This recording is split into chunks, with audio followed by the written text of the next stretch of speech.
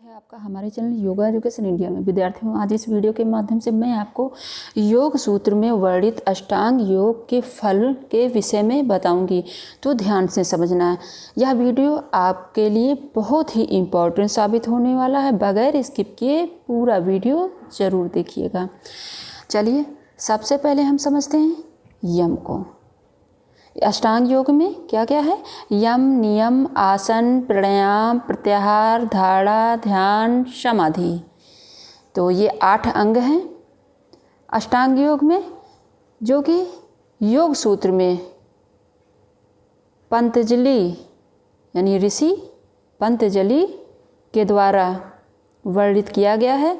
उसमें से ये 8 अंगों का फल जो बताया गया है वह आप समझें। तो यम यानी आत्मनियंत्रण। यम के द्वारा, ये जो यम है, यम इसका अर्थ है आत्मनियंत्रण, यानी कर्म, इसके द्वारा कर्मेंद्रियों की शुद्धता होती है। और यह सामाजिक भी इसको समझ सकते हैं। यम को यानी यम से आत्मनियंत्रण यानी कर्मेंद्रियों की शुद्धता। तो यम में जो 5 भेद हैं वे कौन से हैं यह देखें। अहिंसा, सत्य, अस्तेय, ब्रह्मचर्य, अपरिग्रह। अहिंसा का अर्थ यानी हिंसा ना करना, मन से, वचन से, कर्म से हिंसा ना करना, वो अहिंसा है। सत्य यानी सत्यवादी, सत्य भाषण बोलना यानी सत्य बोलना, वचनों के माध्यम से, कर्मों के माध्यम से सत्य ही, और विचार के माध्यम से ही सत्य ही पालन करना चाहिए। अस्तेय यानी चोरी ना करना। ब्रह्मचर्य यानी संयम, ब्रह्मचर्य संयम है। अपरिग्रह यानी उपहार स्वीकार ना करना। अपरिग्रह का जो है ये परिग्रह ना करना। अपरिग्रह का मतलब परिग्रह ना करना, जो बेमतलब की वस्तुएं हैं, यानी कि होता क्या है ना, जो ब्लैकमेलिंग वगैरह सब करते रहते हैं वो परिग्रह के अंतर्गत ही आते हैं। और जब रेट ज़्यादा बढ़ जाता है तब उसको बाहर मार्केट में बेचते हैं। आप इस प्रकार आसान से लैंग्वेज में समझ सकते हैं परिग्रह को, अपरिग्रह। तो और इसको पॉइंट में रख सकते हैं, उपहार स्वीकार ना करना। और अस्तेय बगैर मालिक के पूछे किसी भी वस्तु को ना लेना। नियम है ज्ञानेंद्रियों की शुद्धि, और इसको आप मानसिक समझ सकते हैं। ये है सामाजिक शुद्धता, यम या सामाजिक तौर पर है, और ये मानसिक है। लेकिन इसमें नियम से ज्ञानेंद्रियों की शुद्धि होती है, यम से कर्मेंद्रियों की शुद्धता होती है, नियम से ज्ञानेंद्रियों की शुद्धता होती है। इसमें कितने भेद हैं या कितने प्रकार हैं नियम के, यह देखें। शौच, संतोष, तप, स्वाध्याय, ईश्वर प्रणिधान।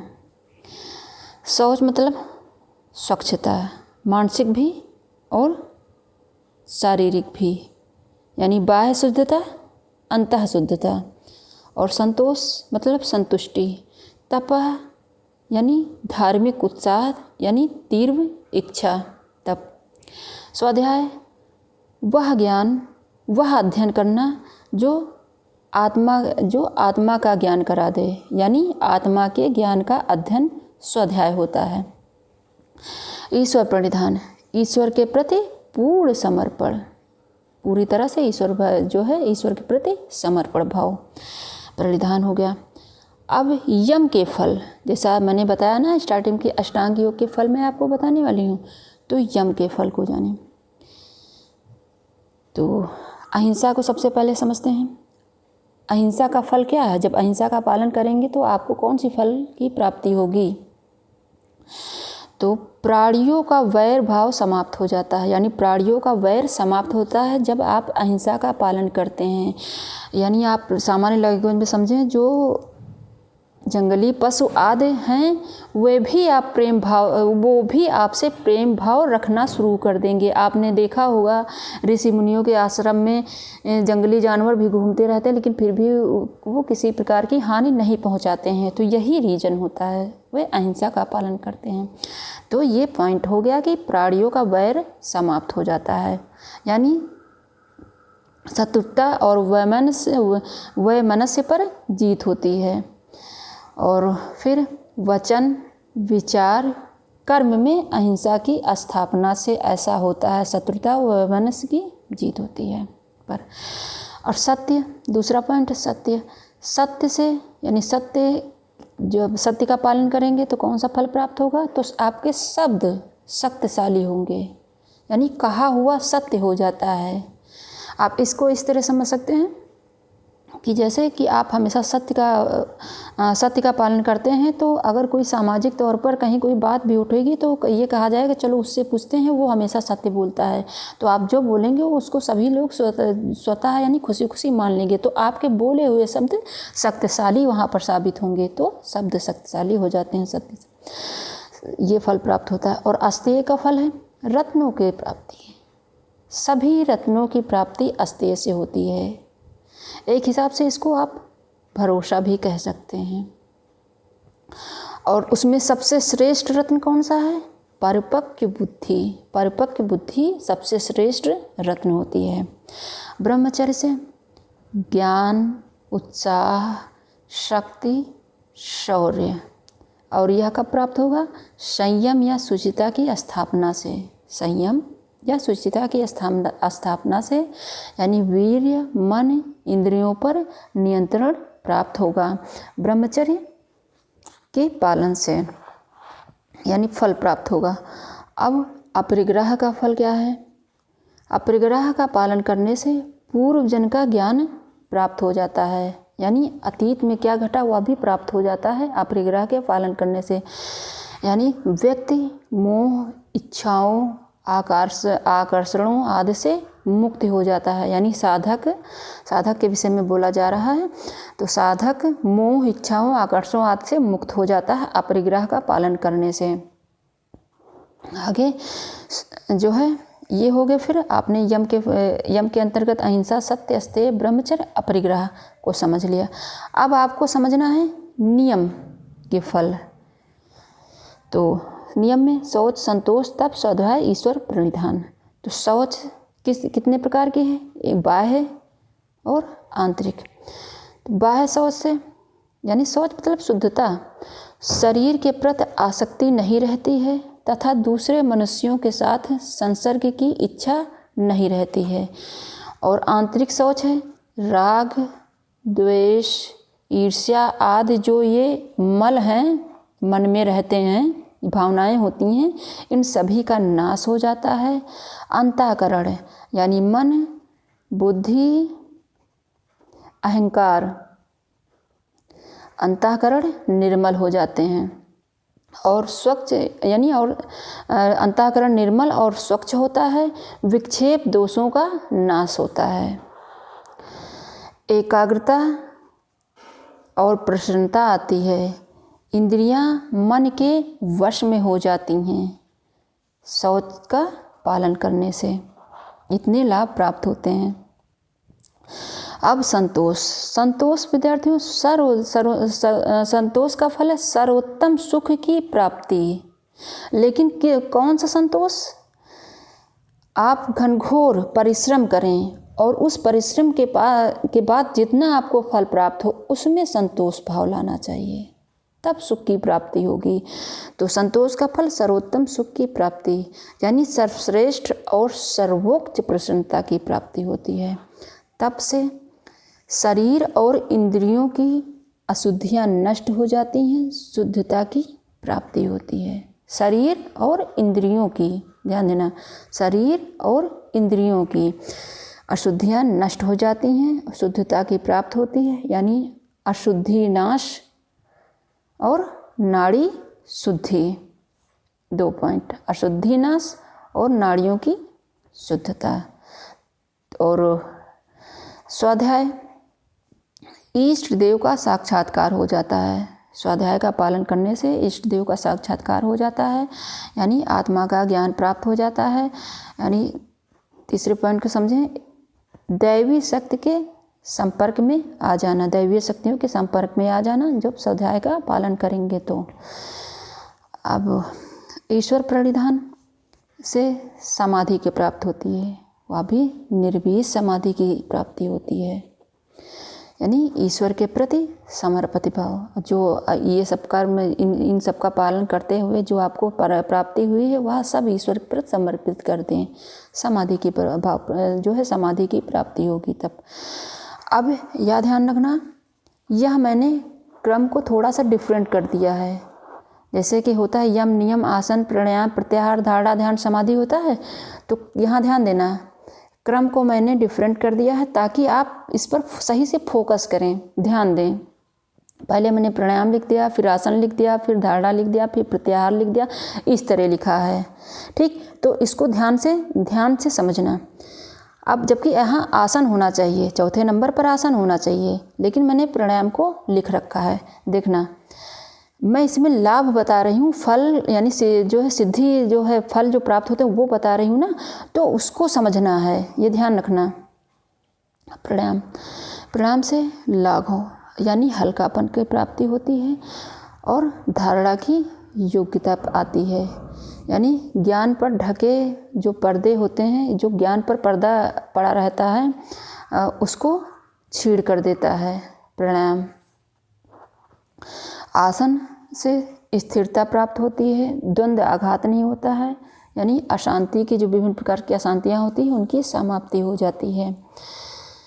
और धारणा से ध्यान की प्राप्ति, और निरंतर ध्यान लगा रहेगा तो ध्यान से फिर समाधि की प्राप्ति होती है, और समाधि लास्ट स्टेज है जो कि केवल की प्राप्ति है। और ये प्रत्याहार 5वें नंबर का प्रत्याहार है। प्रत्याहार से इंद्रियां वश में हो जाती हैं। प्रत्याहार यानी जो अच्छा अच्छा देखना चाहती हैं, अच्छा अच्छा सुनना चाहती हैं, आज सब विषयों में लीन रहती हैं, भागती रहती हैं, अपने विषयों की तरफ भागती रहती हैं। विषय क्या है? ये जो तन्मात्राएँ हैं, ये जो है आकाश वायु अग्नि जल पृथ्वी, शब्द रूप रस गंध आदि जो हैं, ये सब विषय हैं जो उसमें जो है भागती रहती हैं, उनसे विमुख करना। तो इंद्रियां वश में हो जाती हैं। प्रत्याहार यानी जो आहार ग्रहण करती हैं उनके विपरीत करना, इसी को प्रत्याहार कहा जाता है। इसमें प्रत्यय प्लस आहार। और संयम बुद्धि का प्रकाश, संयम से बुद्धि का प्रकाश होता है। और यह देख लें, इससे अंतर्ज्ञान प्राप्त होता है। कौन सा ज्ञान? अंतर्ज्ञान प्राप्त होता है। तथा सिद्धि व्यक्ति ईश्वर के आलोक में स्वयं को समर्पित कर देता है। और विद्यार्थियों, संयम को मैंने पिछले वीडियो में भी समझा रखा है, लेकिन संयम क्या है यह जाने, यानी धारणा ध्यान समाधि का एक हो जाना संयम है। और ये धारणा ध्यान समाधि अंतरंग साधन हैं किसके? सबीज समाधि के, और निर्बीज समाधि के बहिरंग साधन हैं। और ये 5 यानी यम नियम आसन प्राणायाम प्रत्याहार बहिरंग साधन हैं। यानी 8 अंग में जो 8 अंग हैं उसके 5 बहिरंग हैं, 3 अंतरंग साधन हैं। ये हुई संयम। और संयम की परिभाषा है त्रय मतलब 3, त्रय मेकत्र संयमा, जो कि जो है विभूत पाद से 4 नंबर का सूत्र है। तो आपने इसमें अच्छे से समझ लिया होगा। और धारणा की जो है परिभाषा यहाँ पर समझाती हूँ। धारणा की परिभाषा है यानी देश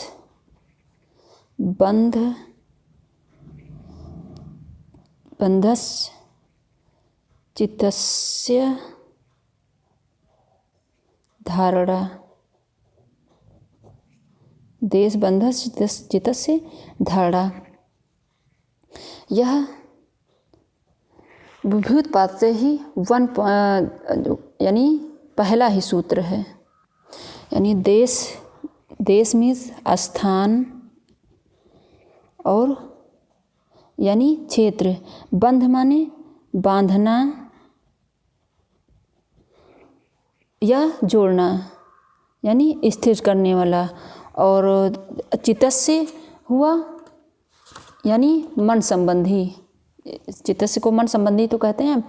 और धारणा मीन्स एकाग्रता, एकाग्रता।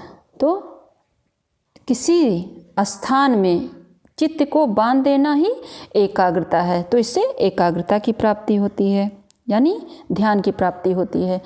ये हो गई धारणा की परिभाषा। और फिर मैं ध्यान के भी बता दूं, तत्र प्रत्येक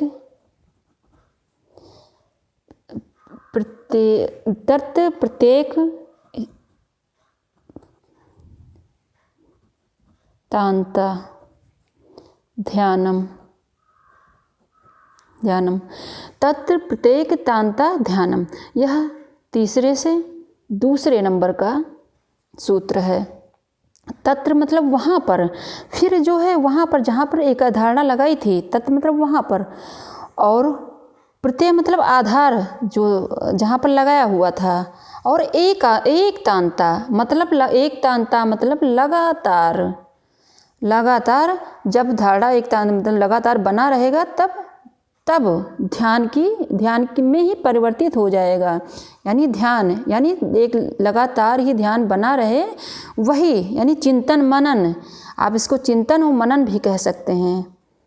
चिंतन मनन यानी ये जो पहले वर्णित किया गया धारणा, यानी जब इसका प्रभाव लंबे समय तक कर्मानुसार लगातार बिना रुके बना हुआ है, तो ध्यान अपने आप में यानी ध्यान का रूप ले लेता है अपने आप ही।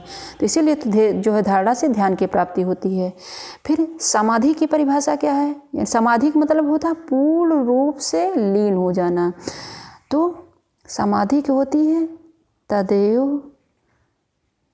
तदेव अर्थ मात्र निर्भाषम स्वरूप